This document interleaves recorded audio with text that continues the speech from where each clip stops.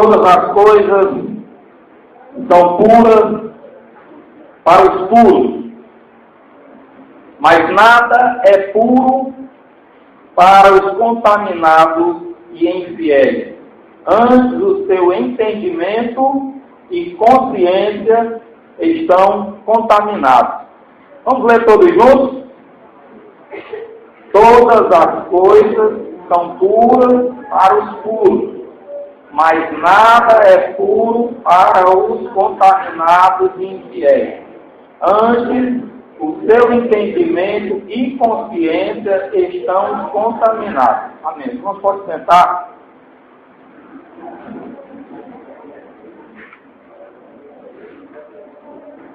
Eu gostaria de compartilhar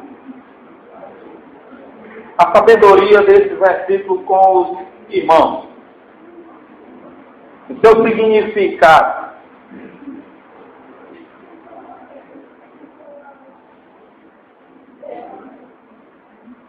Nós temos 3 elementos aqui inseridos nesse texto.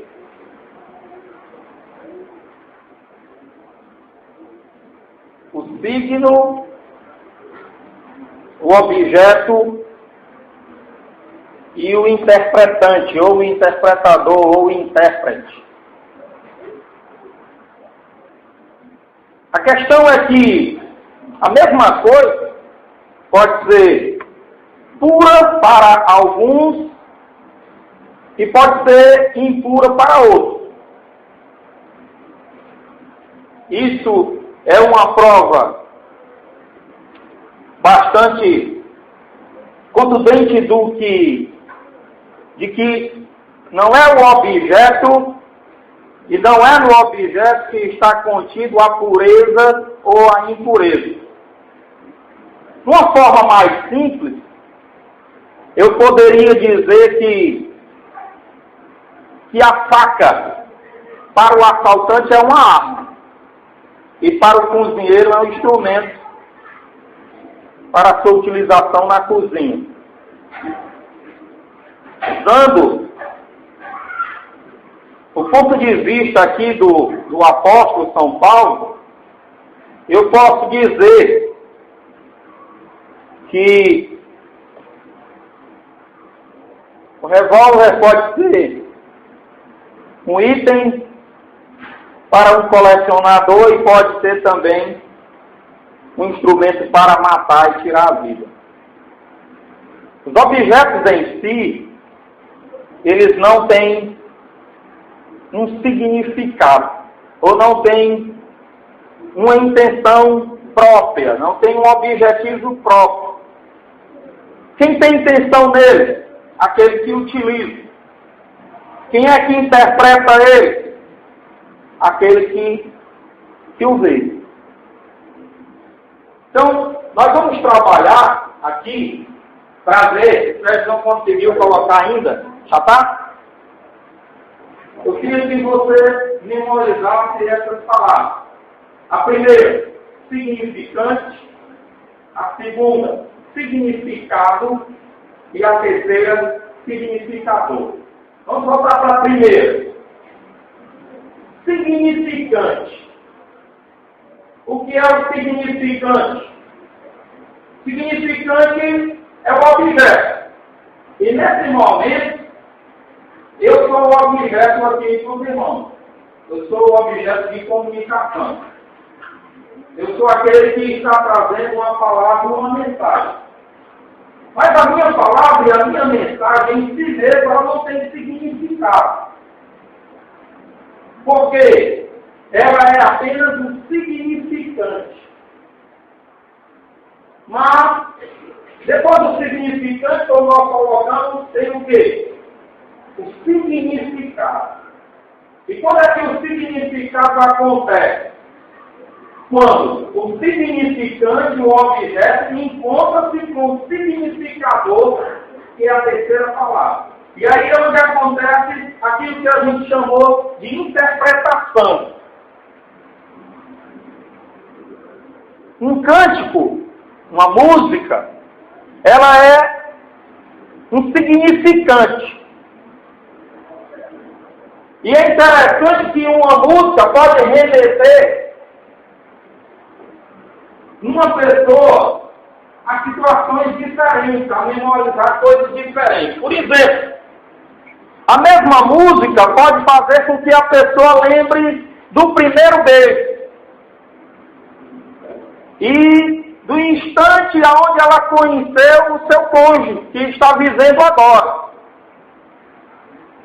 E essa música, para essa pessoa e na interpretação dessa pessoa, ela traz uma lembrança muito boa. Ela traz uma recordação muito boa. Ela é ouvida com bastante alegria, com bastante emoção positiva. Ela é acatada com bastante prazer. Mas a mesma música pode trazer para uma outra pessoa a lembrança de uma traição, de uma separação, de um momento conflituoso, de uma grande perda, de um grande desastre. Será que a música em si ela tem um significado? Será que a música, na condição de significante, ela pode ser acolhida e recebida e categorizada como um significado? Ou esse significado é um resultado, uma consequência do encontro do significante com o significador? Nós somos o significador, nós damos significado às coisas. E é nesse entendimento que o apóstolo São Paulo diz: tudo é puro para aqueles que são puros. Porém, nada é puro para os contaminados. Veja que o objeto, o significado, ele é oriundo da cabeça ou do coração do significador. Ele não é uma característica ou um atributo do objeto. O objeto é sempre neutro. O objeto nunca é impuro e nunca é puro. O objeto nunca é bom e nunca é mau. E é por isso que o apóstolo São Paulo está dizendo que tudo é puro, apenas para os puros. Aqui também, tudo é impuro, como ele coloca aqui, para os contaminados e infiéis, que tem o seu entendimento e a sua consciência contaminada. Jesus disse uma coisa, e esse versículo, esse ensinamento de Paulo, ele tem uma certa relação com esse ensinamento de Jesus. Jesus disse aos seus discípulos, ele disse: não julguei. Mas parece que na nossa sociedade, parece que no convívio do dia a dia, é quase impossível cumprir esse mandamento de Jesus, essa palavra imperativa, porque não é opcional. Ela é imperativa. Não julguei. E nós estamos sempre julgando. Estamos sempre tornando pessoas boas ou pessoas ruins, segundo o nosso julgamento, segundo a nossa interpretação. E eu quero dizer que isso, no mínimo, é perigoso. A palavra de Deus diz que o profeta Samuel foi enviado à casa de Jessé e ele deveria ungir o segundo rei de Israel. E quando chegou na casa de Jessé, o profeta mesmo sendo, digamos assim, de boa qualidade, de bom conteúdo, de boa vida espiritual, de boa intimidade com Deus, mesmo tendo todos esses requisitos e esse preparo, a palavra de Deus diz que ele acabou se encantando com a estatura, acabou se encantando com a beleza, com a formosura, com a capacidade escolar, acadêmica de um dos filhos de Jessé. Ele não poderia ver em Davi,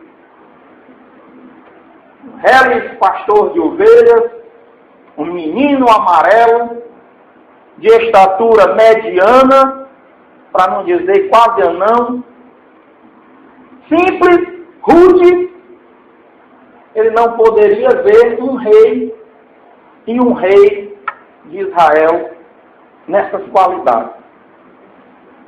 E a palavra diz que Deus conversou com o profeta,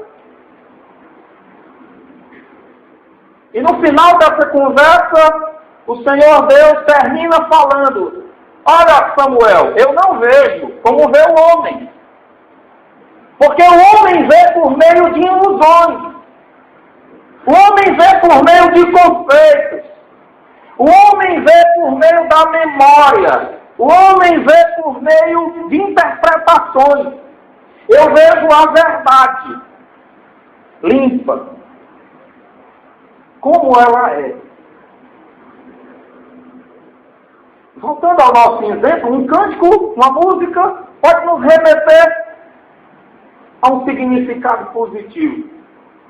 A mesma música, no coração, na oita de outra pessoa, pode remetê-la a uma situação negativa. Uma faca na cabeça e na habilidade de um é um instrumento para fazer cortes necessários para dar um bom sabor a um alimento. E na mão de outros, na competência de outros, pode ser uma arma pela qual ele tira o seu sustento sujo, por meio de assaltos e por meio até de homicídios. Vamos olhar novamente para esse texto e vamos perceber qual o alerta do Espírito de Deus, do Espírito da Palavra, do Espírito da Verdade às nossas vidas esta noite. O que o Espírito de Deus quer nos dizer quando nos faz ler e nos faz encontrar um versículo com essa formação de palavra? O que é que ele quer que nós entendamos quando ele diz: todas as coisas são puras para os puros, mas nada, absolutamente nada, é puro para os contaminados? Então a primeira pergunta que devemos fazer, meditando nessa assertiva de Paulo, meditando nesta afirmação de Paulo. A primeira pergunta que nós devemos fazer é: eu estou categorizado na condição de puro ou na condição de impuro? Como é que eu tenho visto as pessoas? Como é que eu tenho visto as coisas? Como é que eu tenho visto os objetos? E esses objetos, como eu falei aqui, podem ser objetos sonoros, música, podem ser objetos utilitários, como a faca, como a TV, como a internet. Como é que eu tenho visto a internet? Um meio de bênção ou um meio de desvio?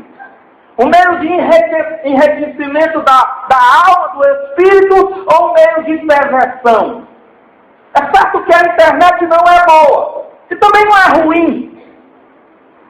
A internet intrinsecamente não tem pretensão de ser boa ou ruim, mas alguém dá um significado a ela, dá uma utilização a ela. Porque existe o significante, o significado e o significador. Tem uma história muito conhecida de 2 representantes comerciais que foram enviados para um país na África. E o relatório que eles deviam trazer era se aquela empresa que estava enviando eles deveria implantar uma fábrica de calçados naquele país, naquela cidade ou não. E é interessante, irmãos, que cada um trouxe um relatório diferente. E os relatórios eram diametralmente opostos um do outro. O primeiro relatório dizia: não vamos investir nenhum só dólar nesse lugar, porque aqui as pessoas não gostam de chinela, não compram chinela, não compram sapatos, eles não gostam dessas coisas. E o que dizia o outro relatório? Que era exatamente o contrário.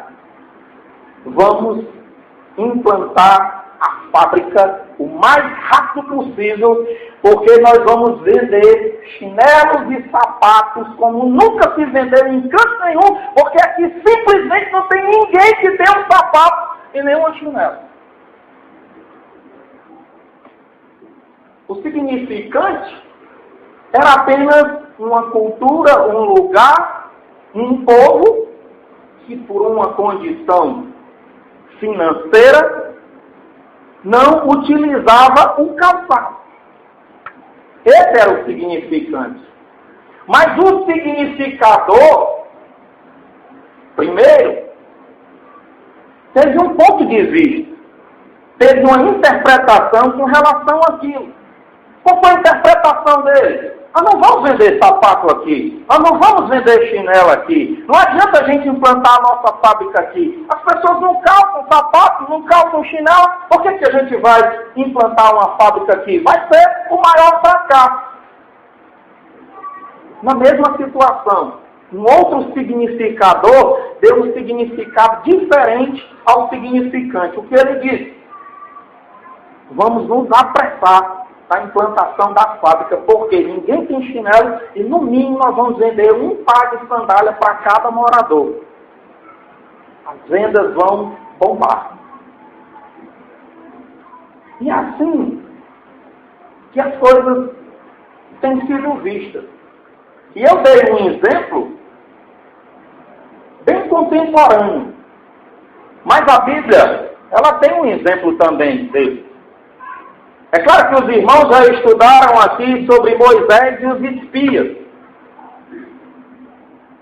E a Bíblia diz que Moisés mandou espias para Canaã, para a cidade que estava prometida a eles por Deus.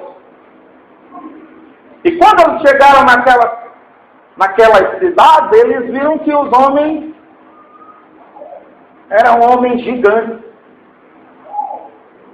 Tinha um braço forte, tinha muita força. E aqui, usando as minhas palavras, alguns espias trouxeram o seguinte relatório: rapaz, não compensa não, eles vão esbagaçar a gente, os homens são grandes demais, são muito fortes. Olhe para nós somos naníficos diante deles, eles vão nos esmagar. E outros espias tiveram, de novo com as minhas palavras: rapaz, os homens são grandes, mas enquanto maior, mais bonito é a queda. Vamos pelejar contra eles e vamos vencer, porque eles são grandes. Mas eles não são de ferro, não. Eles são grandes, mas eles não são invencíveis, não. Nós aqui baixinho, nós temos mais mobilidade. A gente vai correr mais, eles vão... Todos esses exemplos, para mostrar